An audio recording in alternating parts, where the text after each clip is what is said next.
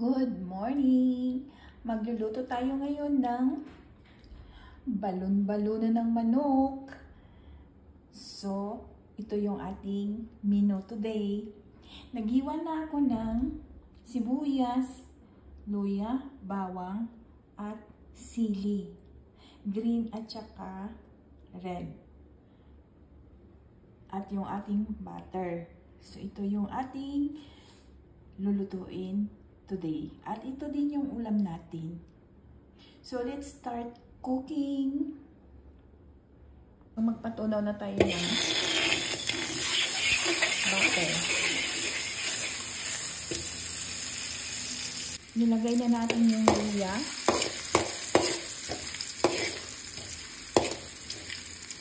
Sunod natin yung bawang.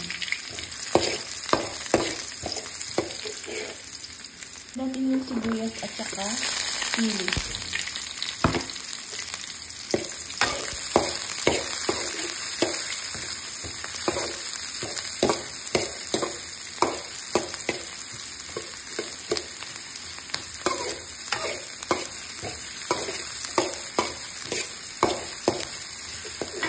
Sunod natin yung balon-balonan.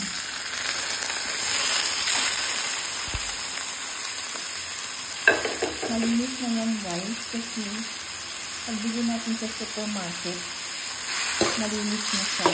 So, hinugasan natin siya ng ilang beses din at pinamot-pumot sa asin.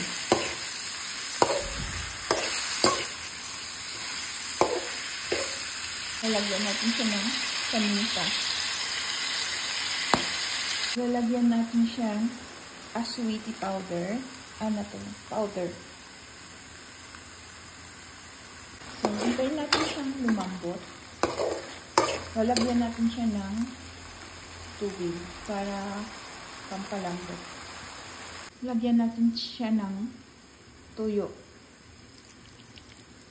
Konti lang. Oyster sauce.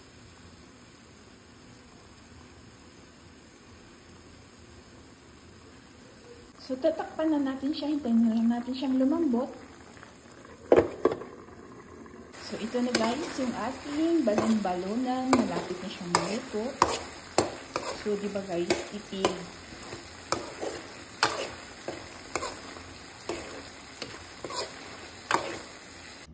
Ito na guys, luto na yung ating niluto na balon-balonan.